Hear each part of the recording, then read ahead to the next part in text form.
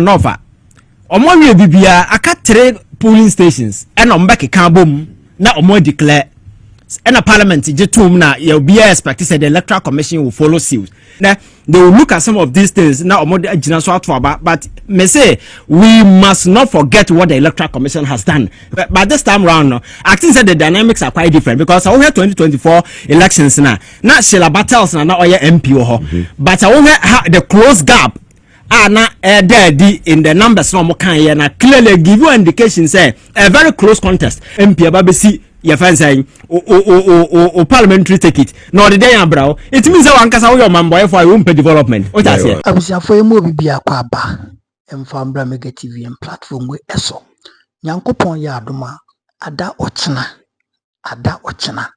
ye ko Ablekuma North akwakoto aba between MPP candidate and NDC candidate why ena ebitibi afa seat no esini nine so we a rerun election the electoral commission no ayeden asese ede ato ho on 19 polling station na we na Listowel Kusi Poku rather yes Listowel Kusi Poku ababontin sembi ababetudwa efa ho na utin semoka na chese isini die kiane ken NDC for krokro amana organize this last election we na ovia omawo ne chinkonza amamwa wakopeni baby biatna yenti nsema Listowel Kusi Poku ani Mugabe Mercy. In fact, Mugabe Mercy the show no so and all the sansem to be Ivan Kyei Innocent and so e can be a fahu Ivan Kyei Innocent and so e kasa e fahu yenti nse ni bi yakoba e petro kasa so na ja okay Koyo I think sir for some time now I've been worried about Adiebi some Atu Asian Assembly because so abanda danim and me who say me an kasa me godfather bako eye owura Dr. Onyanye doctor me na me friend doctor say ebesre say owura Atu Asian president emma pardon na sa pardon na yes no is on the back of meno apart from health grounds KSM aka I mean Dr. KSM aka bibia as your president na enye health grounds na media no ejina so on we nyina ye to say the banking sector cleanup no exercise no mo ye nyina no was characterized by a very fraudulent activity malice hatred enviness, jealousy, and what's your stance? My stance is that the justice system under Akufo-Addo was much to do with injustice. Yes, Atu was over ambitious because from one bank to another bank. But that is life. You have to be very ambitious. What do I say? And you know, maybe there, say you know, to say a quiet banking sector cleanup no fast so course one. Say no yet dia. And before na boo baby we focus say when we say fraud vitiates everything. So on the premise of the fraudulent activity that was characterized in the banking sector cleanup exercise, no. Mesre Omampeni say Atunimida. I have never met him. I don't know his relatives. I don't know anybody related to or by any Obiano Menkasai. I watched KSM's video at Tomakumaso. I visited friends who say because you last year Kyei. Yes. 9 years Munti 3. Yeah. Because I had a phobia but wow. No. Now the situation in yeah, that's what I hear. Sir, funny say prophet Obi betimi yeah. Me can hakwa 3 days and sana. Prophet Badu could be so just like oh okay. So Prof Nswaka, and I mean he is also one person I really admire. And let's say Bia Sebi Odi for Ana BB. No, I think say aside from that, no. Yeah, and Oman Penny Crumple in his campaign, no. I'm very quite sure say or can be for the banking sector clean up no. Now and no let's see and I say it's on the back of that and sa persecution yeah this whole thing yeah ama yedna to me by say o mining na tenase na sebi the prerogative is the president's and yet ubia na was head to me no the prerogative for clemency ne pardon no omampani pena the amudi Mugabe ne Akogan ne Alista Tyro Nelson if ye enkunwani yan kase ebia sebio atono odibem me am not in the we semema I to say the sebi wonye boni ana but ambition dey will be here to me any ambition intimacy say mampani John Dramani Mahama Eden there nanso so no yesi pani hu ne Ablekuma wani ebetimi eso afre wo na sabi why ye be pen mobrohufo agya ye be srew se ato esien William ato esien utietie ekwan ya ye fa so aye gu se do agongo bank ekwan ya fa so aye gu anofemfem alaji Royal Bank uhwe kwan ya fa so egu Base Capital uhwe bibia omo ye bia na chese nipa bonifo bi na omo ye omadwe no na se wodi afa ho a wadwane a woti no wodi ne na mabrochire no timese so mampani if it's on the back of that you best say odi aton beche no simple so man ni bibi ye efa de e course ho e wo capital banker mejidi said we can take a prudent decision about their course rather than to be prosecuting people anyhow out of malice and I mean yeah now me call unia yinso efie NSD akumi unia yawo tina wa she tuntum enu tina me she tuntum ya ko fie me we ho papa enti ya mebusuafo nyina ya akọ ko e o ma a confirm say yawo waka baby na to ko e we hu no me hu no busunya nyina sabi yensuno sinimu ati how many years 41 tino vice president wenya 70 plus near Bonewuto busunya emfa ehua 73 won re na dabi ebehia na eni eradia to said didi very well fada yeah muga mwakwaba yeah biaba ko miadom so washituntu no there asa one place never onanyum to ni ene de won to nyum asemo tena obatojum metonyum bako e de amajo mama Evan biaba ko de yeah Mugabe so biaba ko things what is happening within the space in Anaja.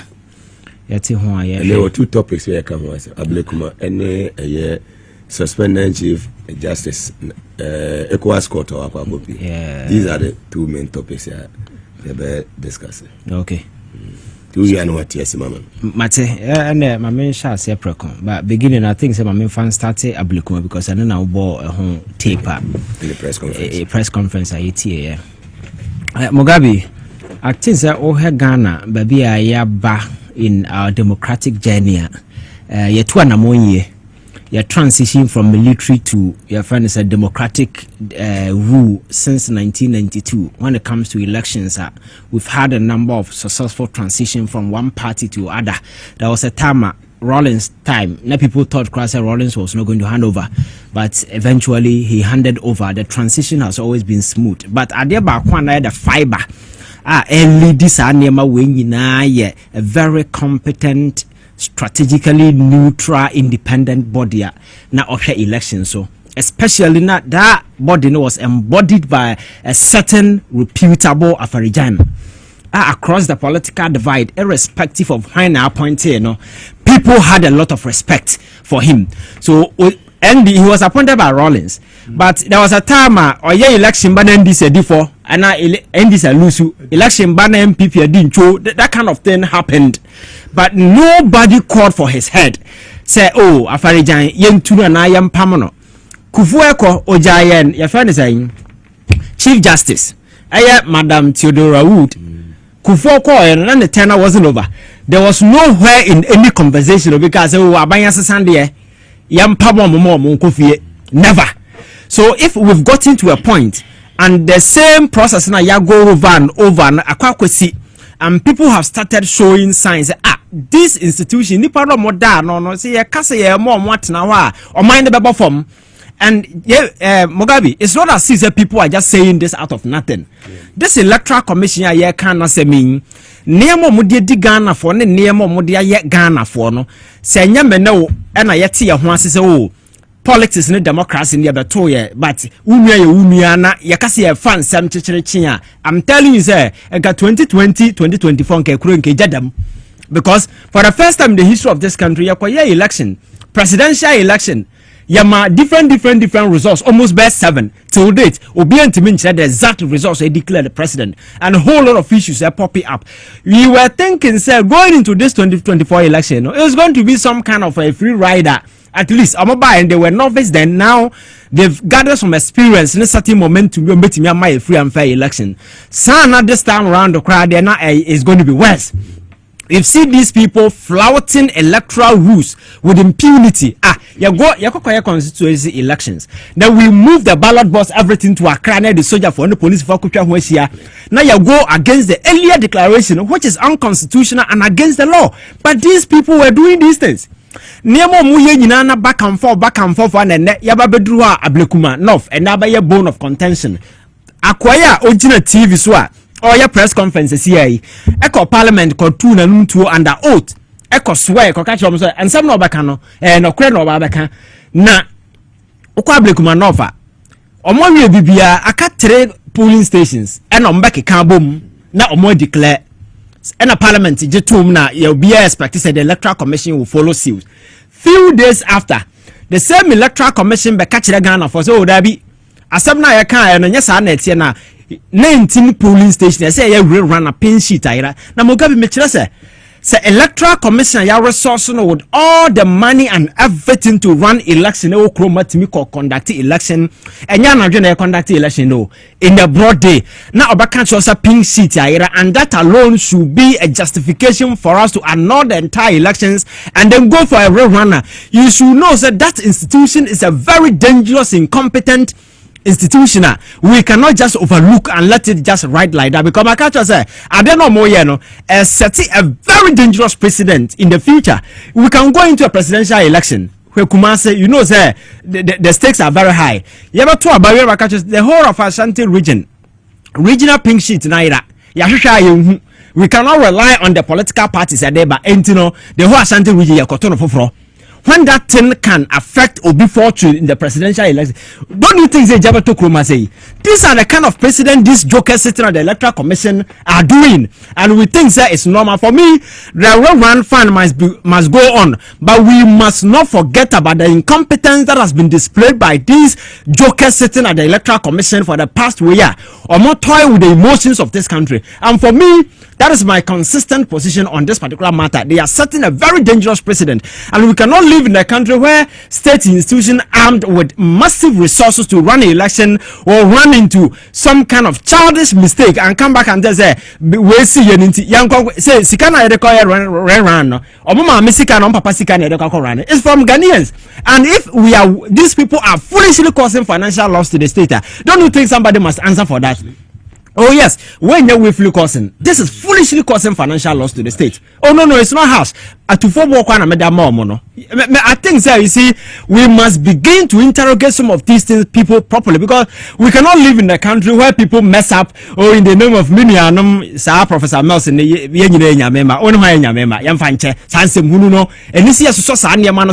people must take ultimate responsibility.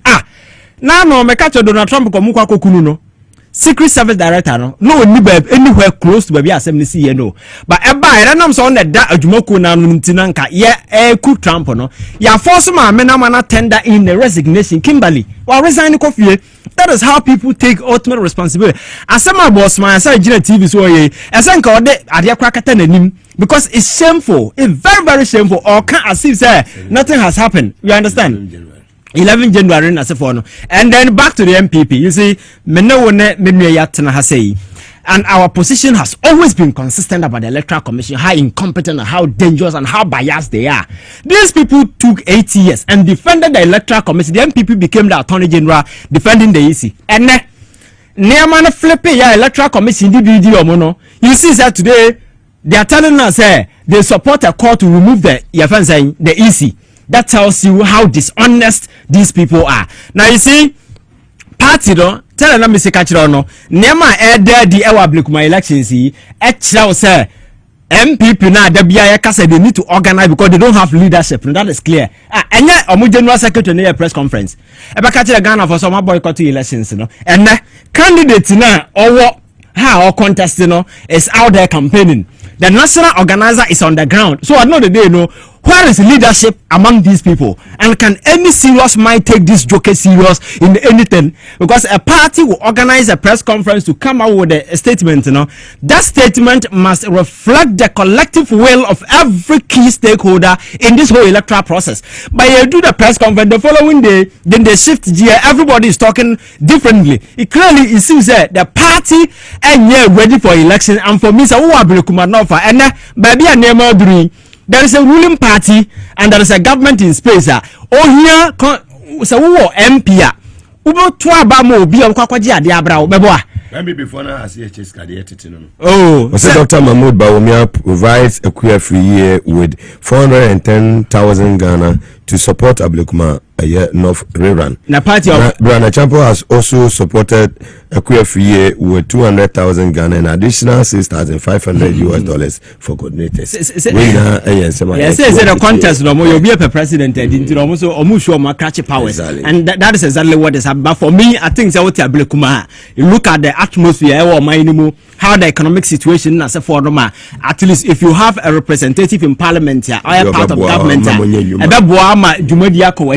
because a party that is in opposition, I feel I will offer candidate from opposition. And now they're buying for how many 4 years? It's quite obvious. So what buying your friends say to me is very difficult when it comes to development. So I think that the people out there, and they will look at some of these things now. But me say we must not forget what the Electoral Commission has done, because me catch us here tonight. Kruma say and deny for 4 good years without a representation.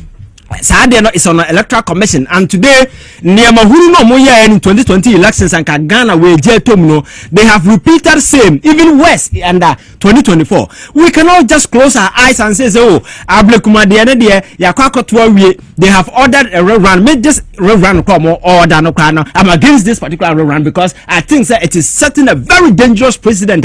It will come back to bite us. I think that collectively, so everywhere we must all be on top of the Electoral Commission and make sure every single petition that has been submitted to the president, he will follow through and get these jokers out. Because for me, I think that they are continuing sitting there and endanger the prospect of our democracy. Way back in 2016, 2020, 2024. I think that seat a safe zone for Ubia. Seat near seat as it has been alternating, because the NDC has been in power before, the MPP has been in power before, and this has been in power before. But this time round, I think that the dynamics are quite different, because I have 2024 elections now. Not Sheila Battles now, not MP but I have the close gap. Now there in the numbers no more can clearly give you indication say a very close contest. But now the atmosphere and the dynamics at play are quite different from before 2024, because now there has been a change of government. There is a new government in place, and people there might definitely want to align with the ruling party. Say omo candidate because politics is about development. And I'm sure that the Ablekuma people are going to take saying key from some of these things, making sure they will endorse the woman Oben Rabna Obin Amanako because Onana is so easy to influence development. No wait me Edi Bibiaba ama atimia affected the life of the people there because there be make politics ni say me party ni na me koto aba ma ne keke woto aba ma obi a obetime influence policies no de mpuntuo ne niam brawo na sabe ya nipa bra bo besesa. That is all that politics is about. But now by now one lose or cotton and you don't know when they are coming back, you know. And now offer a new MP about see your fans saying or parliamentary ticket. No, the day bro. It means that one can say your man boy for your own development. What I say. So I think that the people will vote and vote wisely and show that mandate will be given to whoever. Maybe point in this men's some are not that the Electoral Commission are a bunch of jokers. Say we pa me no say about but now be calling for their head because never more the sins of the Electoral Commission, no, they've crossed their Rubicon and we cannot allow them to continue sitting there playing Electoral Commission. No, so all that they are doing is as a playing nice because government has changed just to secure their position. These are dangerous people, very criminal individuals. We cannot just let them there because oh, these are a criminal bunch of individuals and we cannot allow them to sit there. Evidence now in the constituency, who could try a group of people from now Omonia representation and validate the constitution. Is it not a criminal act? Very well, madam, say for your time. Live on TVS was and also on Power 97.9 FM.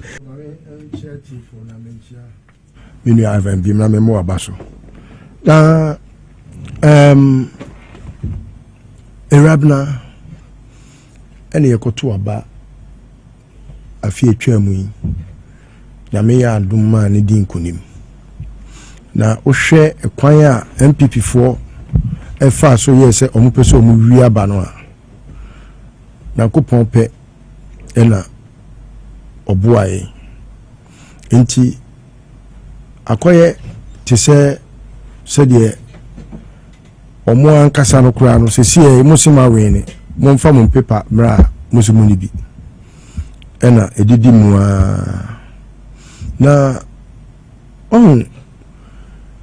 Ghana ha no du ba bia na no kura no ase ye ton na uniskanti untimi ntobi enti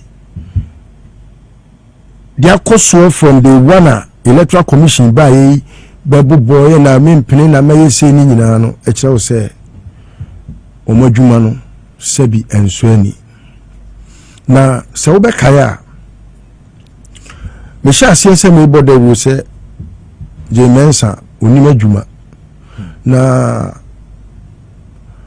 eni kwan se ye ma no ye Electoral Commissioner sabre no na amafo fi se me kura no ma no ha me maybe boss masaro nso ebe kan ne ho ono susu na no koyi ne ka na me ka se ye mfa sa adwene na ehye boss masaro tirimu no emfa nkonkoye sa adwuma na oye no because election eyade a etimi bomman se ye kotoaba na para se munim se madi nkunim machitafo nyina nim se madi nkunim na Electoral Commission nipa mo power mo se o nkodi se adwuma no o madwuma no aye adwuma sini a de beba ne se ebe wiase no mo na mo manage elections ni nyina no musinto e na ye bedu ba bia yadui and eye me ya se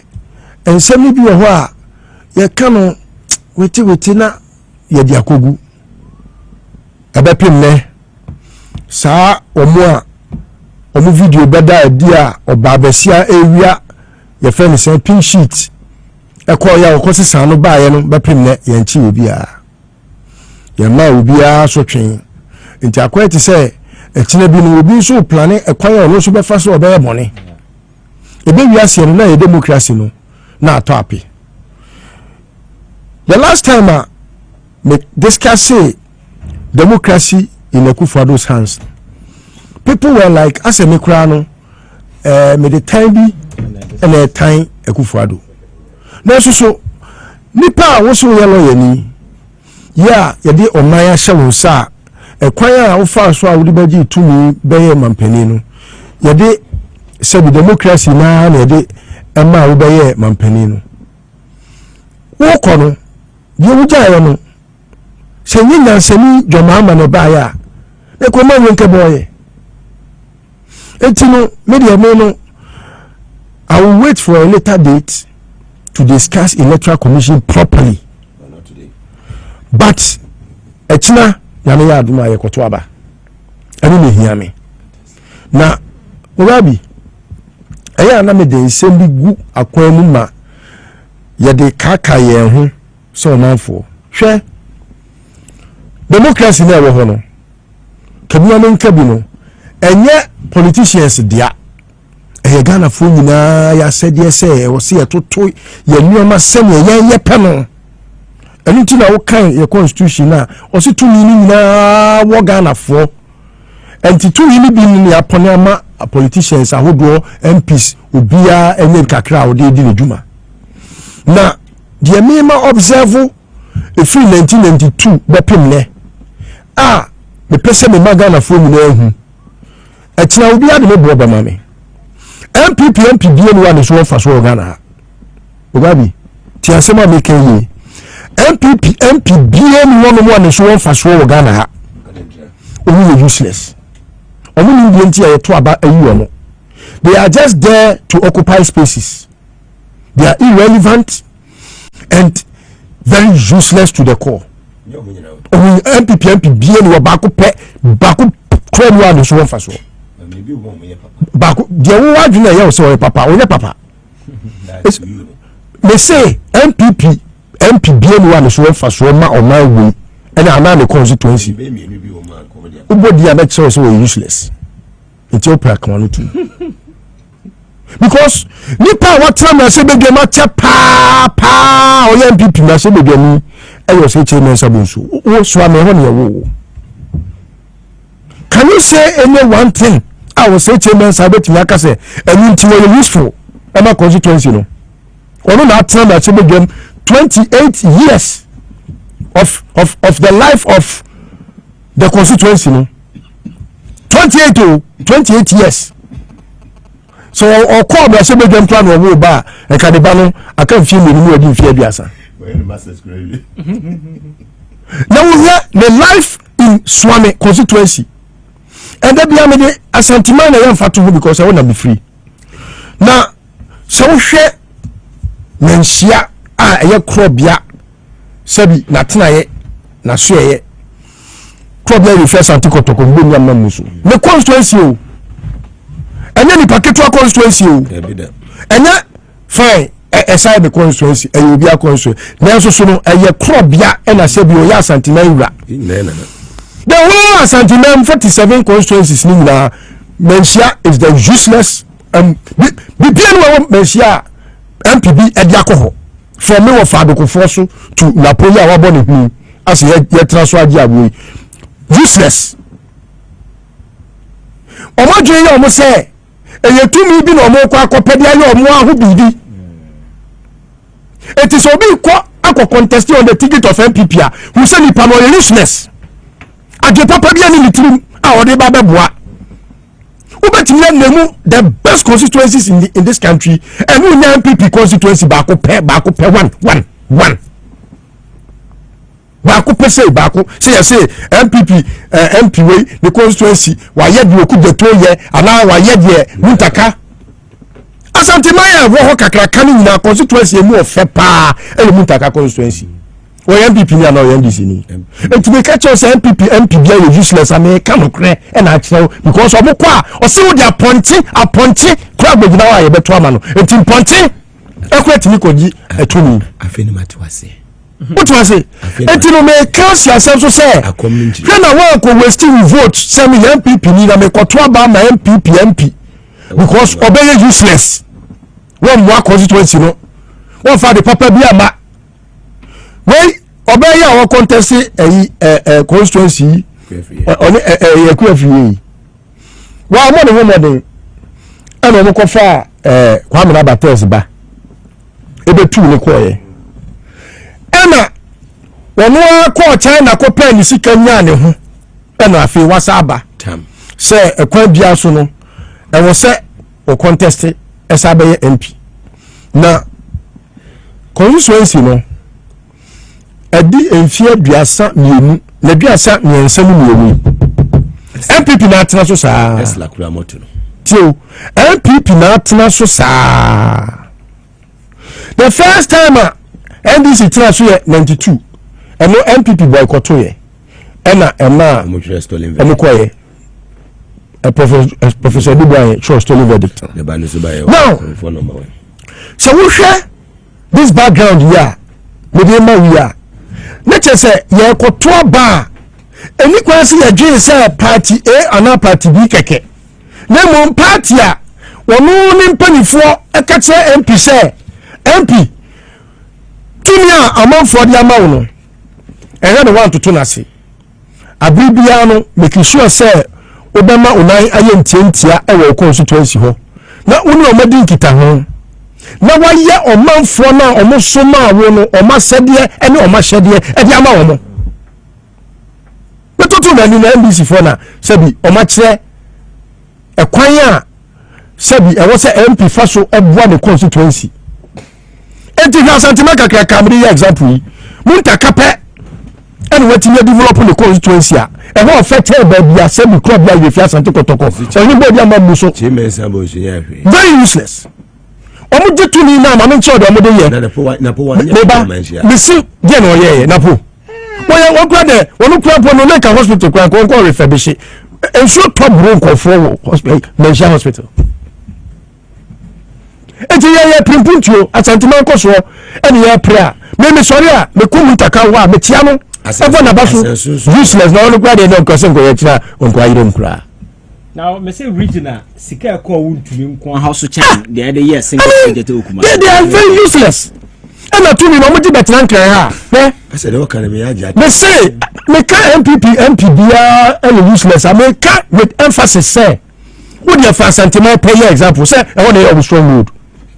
Next time say indicate yamon adanse and wo keti yamon ya kase wo keti yamon fabu kraba ebra ofie kura na me hwe ofie so na wo de ofie be ma no na de constituency kakraka wi akoma no na dwe hu mie no o ka se utise kube no e de na wo ka kire no it so ofe eti no eya ade bia ewo MPP amanyokuo nim omo mebra hwe omo ho selfish interest ade e be ko ne botom MP no to abama ni yo betra nkan ha either so beto dai wo trasaku ana se wo common fan no ema akese ene guess to kese ene mo defa so your bounce bia ene de mintimi nka ema de man fani de mo na de omo ye mintimi nka ohun ameka wo otima se ahun kan ko na omo de den ene omo de sepem enti no omo su ni mfaso we ya wo pre MP ya wo pre nyina o pe MP no se ne be ya osusu se ware boni bi wo baabi enti me pe MP o pa bodi ni nyina obi a wakopa MP te se Samuel Ukunu ni nyina o mo pe bibi di akata so because o MP a wo immunity utimi nkwakwache ne se ma chene keke enti no pra mo pri ni nyina e because wo pe baabi e dane akote wo pe banko bia na susu no wo hwe ewabra obi a o kwakopa seat ya onye MP da o me see me so won faso te MP bia ya ka bom a wo constituency wo from do appear to Equia to Battles who come in and sakura bomwa ewabna uko constituency no ma me papa si school bi at some point crown yes school fees crown no who dey bra school no be exams no who dey wa pass ya wie na who dey wa kono a wa tuma ni aduna bi a wo ye no crown no da chi betua unim ho unim tension wo ho wo dey edu enum odoko be bi o mo kire no saa twi ma me ho do edu enum ra ya ba brada me mfa wo nko ho wo dey ya da wo se kire dodo inko sure awo ya jeme bi akoko be for ne se hwa free oni nyina eko odoko onu koko mpe unim ho sure old father man please I beg you enti misre meka yen hwe ade who holds the rights to that 19 polling stations. Let's get it. We have past results. As party people, let's be reflective. Those who are on the ground and those who are behind, who are supporting. Let's get the research and get the understanding, the data, what we are going into tomorrow. So who holds that rights in that 19? In previous elections, how did we perform? Even in this one where pink sheets and other things have been missing. We got information before the distraction. So where was our level? And then what effort do we have to put in order to own the bragging rights of the 19 so that by the end of the coalition, we would have won the election, because minus the 19, who leads the election in Ablekuma North? So these are insightful questions at this time, critical time. We must be thinking, because you have to go out and talk. MPP, blue army, no. Omo tete motorbike so omaje Ablekuma North for baby blue army. Yes, but they should work within the law. Omo advise themselves. No, they should work within the law. The MPP's tiny minority. We are going there too. It didn't come for nothing. Oh. Look, how many people went to Nanado to go and tell him to remove the finance minister? No. It's 88. Am I lying? Yes. 88. So it can't change. And you're prophetic. It is not for nothing that same number went to out of the 137.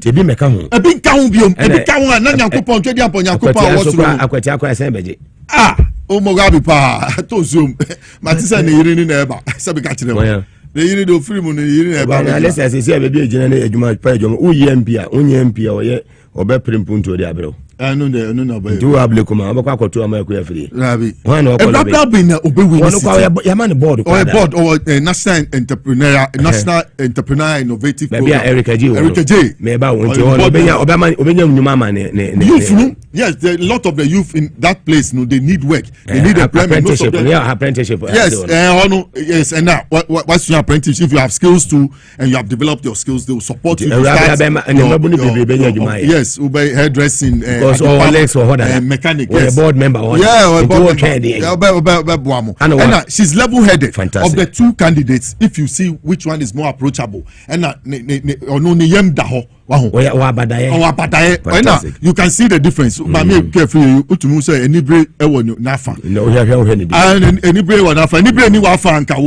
Where the MP ni bida. Where the MP ni bida. And you too now overseeing Kotra baby or China. Usuba uko dead wo no me obi anka wo ba akra anka wa retire from politics. No akope baby de wani ngwase akote. But enya wo fede wa ba na wo ku memma ntokade wo ye unya ya asanto anso. Wa bre e show wo anim. E raba be gina wo kasa wo tumi hu say ababa wa na kasa. Ababa wa na kasa no very young innocent person. Pressure be anim what they say. And she's purposeful. She has vision. She wants to come and lead the people. It's Mugabe and Americano Ochinano. As we go, we must go organized. We must go coordinated, and we must go singing one song to win the seat. How we went to Asin North, and then we decimated them in Asin North. No, tomorrow demonstration. Yes, we must go tomorrow. All of us, operation all hands on deck. Me what you say? Me frère kwa so mama me baby am a polling agent. And Obenya. Me baby am a polling agent. Obenya dodo. Now, the story is sweet. This is the great soya of Ablekuma North. Fantastic. The story is sweet. To boycott or not to boycott? Yes, to boycott or not to boycott? Yes, yeah, campaign. Musimun called them press conference. JFK. So, Rani MPP said, "Yeah, will be our till 2 years." And they say, "What blue kios ma what on petition?" What?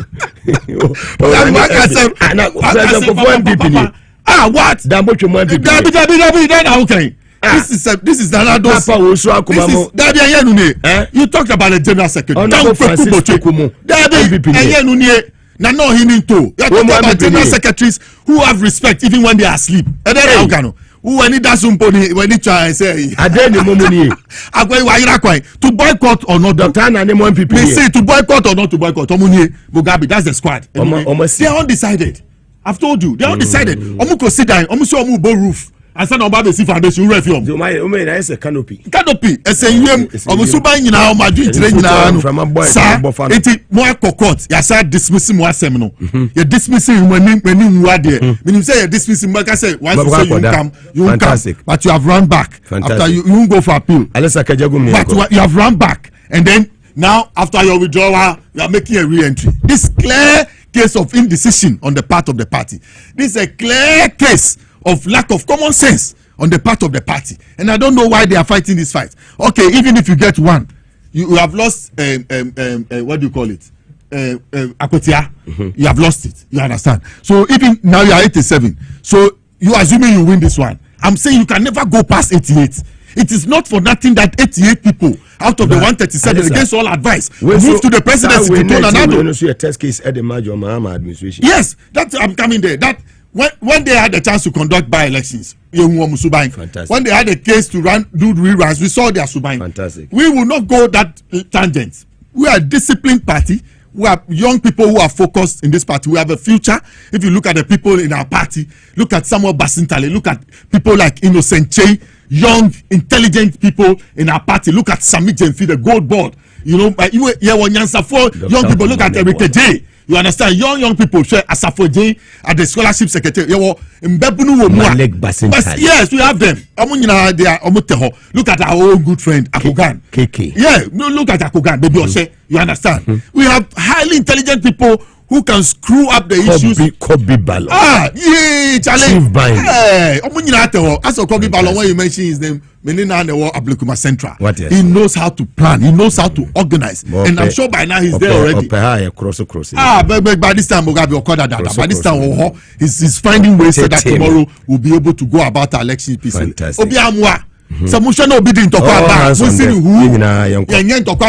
just about the 19 police stations, and by 5 o'clock we are done. And we know the standings already. Minus the 19, we know where everybody is. And so we are in power. And we must go there with the authority to encourage the young people, encourage the people in Ablekuma Go out and vote. To go out and vote and give us more support. To tell us now, we need more. Yes, and we need a total overhaul of the Ablekuma. Ablekuma North is near one. And about two, say I did 3 into your Mugabe, your party 6 months. And Americano, your party you own. Yankupon pay asem. So send your mudi and ya no mumpesi a beba power. In some mudi 2 yakwem breaking the 8. Your mudi 2 akwem mo ye somewhere basa se. And ni me ko bracket, ni me ko 40% to cry. Don't buy your no mudi aji to me. So the yankupon pesa. Na Jimensa na Chief Justice so suspended no wo fa. Now shed the echo. Ne hu.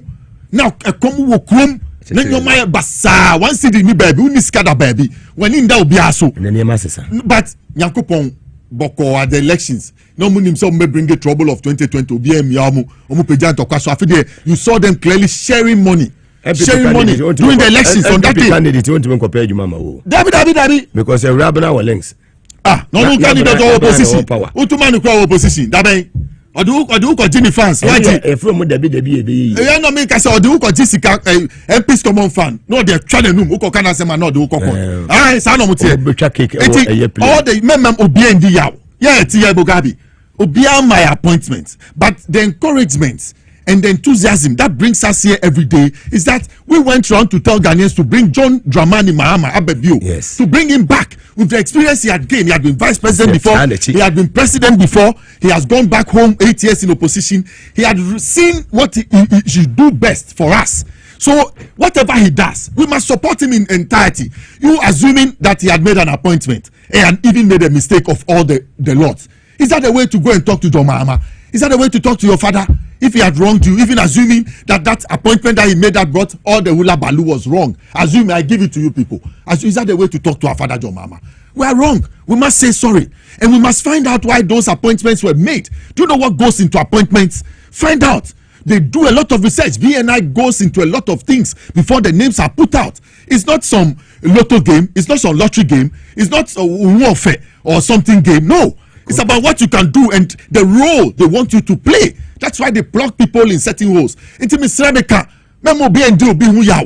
Memo be and for be senimu. Yena nipa back. We are bro. Therefore, don't come. Mugabe Yako prison. Yako prison. I said, look, we are quasi prisoners. Every time I tell you this thing. We are quasi prisoners. The month of July. Yes, the month of but Obiake Bibiachi Obida. We are in the interest and the support of making John Mahama succeed and the NDC to succeed. Yeah, we want to go past the 8.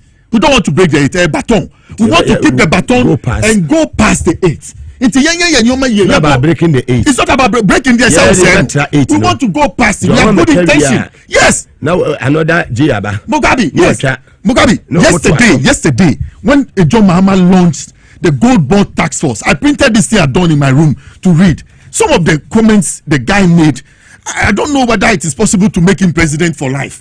Charlie, I'm telling you. Uncle for life. From vision to policy, he envisaged this thing in 2020 when he was in opposition. That our gold sector was basa. People were smuggling our gold. We didn't benefit from small scale gold mining. Even the large mining company, we didn't benefit. Good for oil. Yeah, so we needed to rationalize the place. It is upon good thoughts that he did that. So he said from vision to policy, the journey to Gold Board. The Ghana Gold Board was first proposed in 2020 NDC manifesto. Though we did not win that election, we remain fairly committed to its vision. In our 2024 manifesto, we elevated the Gold Board to a flagship policy to stabilize the Ghana cedi, formalize gold trade, and build foreign exchange buffers. Upon assuming office, one of my earliest appointments was that of Sami Jemfi, acting managing director of the Precious Minerals Marketing Company, and with a mandate to lead the transformation of the institution and what it is now today, the Gold Board. Mugabe, just in the coming of the Gold Board in just 5 months, look at what they have done. Look at their intention. Yes, that's the tangible results and economic impact in just 5 months. Since its interim formation in January 2025, the Ghana Gold Board has implemented aggressive reforms, especially in artisanal and small-scale mining (ASM) sector. By May alone, the Gold Board exported 11 tons of gold valued at $1.1 billion. Cumulatively, exports of the small-scale sector reached 51.5 tons, valued at approximately $5 billion. This represents 95% increase from the same period in 2024 and surpasses large-scale mining exports for the first time. Fantastic. And the idea is to combat illegal trade and smuggling. And you see, so JM is focused on the work, and you can clearly see, say, he has a vision. Not only the Gold Board, we have seen where the Gold Board is going. The task force, he says to the task force, to the Gold Board task force members, you have been entrusted with extraordinary responsibility. Extraordinary responsibility. Oh, fire. So serve with honor, uphold the values of integrity, professionalism, and discipline. This assignment is not business as usual. It is a matter of national duty and pride. John Dramani Mahama. And we will continue to support him. I will continue to support him. And defend him. Yes, that's why I've said that. Mugabe, the continuous opportunity you give me and the kind of support. Me, there are a hamikakra no bufua. Eya umpeso betie me no. No ne ha hamikakra meka wa obufu etie me. Me bufu sin wo se wo refi se ye konsa wa ye to me konsa na akuga be patan. Wo refi. Hwana na we ni. Me well, say me je akuga din kra ka kire me say me nje mu ma na me ye winner. Say una so wa hentem. Ti de bia na unim say we win. Itokwa de me mpaya na wa ma obo aba from kakra. Jemunti na me ka say. Baby, Jemunti. Mugabe, I'm telling you, look, all over the world it's being touted. Recently he went to Brussels. And look at the illusion he made. Yes, when it came to the vaccines, he threw a challenge to the world. He said the cost of B2 bombers that we are throwing against Israel and Iran, just 3 of them will vaccinate all children in the world. Look at such an intelligence. Will you continue to make B2 bombers, or you use the money to vaccinate? Listowel Kusi Innocent. And then I know you Mugabe Bugwe baby Nakai. The journey from under the table. I want to encourage all NDC young people that they shouldn't hide under the table. Our party is in power. We must rise above the challenge and get out under the table and get onto the table and find our position. Yes. Migration. Fire service. Yeah, Prison. Yes. Customs nso befenipa. Yes, and even ambulance service. Omo nyina befenipa. Omo BA training colleges. Sir. Fantastic. So Mugabe, that's what I've said. It's painful. Fantastic.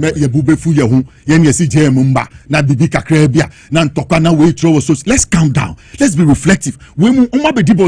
It is not easy that in 6 months we need to expose them. Yes, that's what we're saying. So we must gather our effort to rather expose them rather than petty things that will bring quarrels and fights among us. Let's all take position. Alice, thanks so much for your time. This week, what was I saying?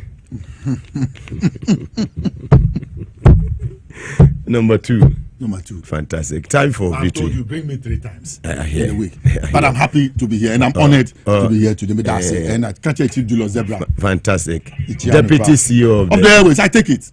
Now then, someone said and CEO Oba deputy CEO of the Airways. Mugabe, me can't just supporters now. If you say, wow, so Obiama Wejuma, Uankasa Mawu Wejuma in support of them. In support of them for his success. Ebeka now and we say if you are don't near Koyenim, let's rally behind His Excellency John Dramani Mahama. You have support to Emma by we say you knew be bit me in 6 months the wayeno or deserve we say when you support no to me more. Time for victory a year Garlic Mesa. Miria Mwakwaba. We are about there. Dr. Malcolm, what is saying? I was a Avine, a Kyei Innocent, or Satia or Church, the notes, and I Listowel and Kusi Poku, so a year warm up, and was at a tonium way to the your monitor way. So it is obvious, said the Electoral Commission, no. Say MPP for now confirm me, say Electoral Commission, no. Jumadina Udino. Sebi ensweni senka MPP fo hu ni se ya enka yambre senka MPP fo hu ni ntem se the Electoral Commission no ma meje mensa samwetete Bosman Yawasare ene ne dom omo ade omo ye no ensweni a enka nye baby ye bidruni omo hu ni ntem ene omo yi isi ni firi honoma ewo yewura kufado abenso a enka nye baby a MPP for NDC any Ghana for ye in a bedroom. Nkanye ni sesambe organize real run election and as a real election. What in the Michonas? But Brana MPP for what by mono. There are circumstances na omo a praise the Electoral Commission no. Na omo ye den a praise the Electoral Commission now. There are a lot of circumstances. First, Electoral Commission no ultimate conduct 2020 election we are not sebi and near mankoyi even presidential results can or declare about 4-5 consecutive times. I na me no kase said the Ivan Kyei no yenim the results are or the declare Kufado as the president of the Republic of Ghana on 2027 December. Yenim okom system no so a and so okom website and ho enti the ohi eno mugina so a omudidi se adwuma no. The ohi emraben eno omudi eden omudi gina so a omudi se adwuma no. Enti senka Justin Kodua MPP for na omo sorry ye said ye na chema won't make no MPP for na mo sorry and anka omo sorry ye and omo hu se debut ade a Bosman yaw asare eye no enya any ma meje mensa eye no enya enka bushafo anya fei anka fei and anka ya to aba getting to a year, about 3 months to a year. Now, I feel na yes in parliamentary candidates. Yes, in atwa baby, akoyi parliamentary candidates. It is really sad. It is what? Really sad. Eya say what's a banisa? Ayin in asem, a branching in asem. Chema won to me, who born dog? Say, oh, yeah, we na can bring who born dog. And I reckon it anyway. Enjo achina de enye fe di agro ewa Ablekuma. Obi lazy ni boot. MPP for lazy. Mete MPP for ka so monko. Eduro no mo anko a aba no mbeto omopo omunjai. Obi anjeje obi aso okroma. Obi anjeje obi aso okroma. Yaka yisi na sema kan isi nyo mami jemensa eni MPP for ko na ivio mami jemensa eni MPP for isi yo mami jemensa peso obo mayu yankopon kwa ne FFI enka 2024 elections enka assemble jemensa intimi collect resource presidential resource ɛne ne dɔm sanye yewura Dr. Alhaji Bawumia peacemaker see we di nkwa de me praise Alhaji Bawumia ɔyɛ adeɛ.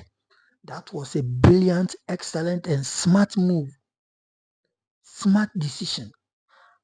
Yewura Excellency the former Vice President Dr. Alhaji Bawumia sanye ono ɛne Nyankopɔn ɛkasa kyerɛ mu a Allah ɛka kyerɛ nsi abrante papa ko na ko concede defeat na Ghana fo nyina hu sɛ ɛyɛ Yewura John ɛna me mayi no na sɛ nka papa yi amba abɔnten no so ka ohwi nani ɛna oyi nani ka sɛ ɔno nso wadi nkonima ɛnka me yɛ sure sɛ by now Ghana aka upside down ɛnka me yɛ sure sɛ by now Ghana asama so ato aso bɛyɛ mprɛdunum because ɛba saa na supporters no bɛsɔre abatoɔ ɛɛya abatoɔ yɛ wokɔ abatoɔ na sɛ ɔwea ɛɛya ɛti nka ɛba saa supporters no bɛsɔre na NDC supporters so sorry na pinche no I did asase na because of incompetent electoral commission but because of say Nyankopon Nyankopon enim Ghana na Ghana dana kuma so nti no o si da bi menye saa say electoral commission no kwa na nyi na dwuma ya meka candidate na kuma na wakoka etinka Ghana ye fa hefa eti Jemensa no we election we are this is the last election organized. Now after this election no Jemensa will no more be because you will see don't get ya snippy say John Mahama no also mpeso be ni krana general say don't get ya mijinidi chairman say don't get ya mijinidi. I know say he will do everything possible within his powers to make sure say mami Jemensa akofie and ye na ye ni beje ho so be sa because of mine any Jemensa any the boss my wasare na edie abusina kire wadwe wo comment section nim hanom eya number 1 authentic platform nti ochina de hi Ablekuma North on fire Ablekuma North on fire MPP na NDC hi ye bompae se bibia betimi akoso boko enim sa asundwe de ebeba because Ghana nye this the first time ye to aba constituency bi anya asundwe eti MPP for pe o mpe asundwe ni de ebeba because se omo bompae se o pinche beba na koma ko kase yisi na se NDC for akose but emfa Yankopon wo on sada Ghana so and there is no way Ghana e betwa butu da o mai konkon Ghana na ye kan enka o pa chesen na dwi se Ghana yitin ketwa o mai konkon Ghana de adin se nima bi sei e be ma ye hu aka adwa mu enti sa na tie se wadwo ko message ni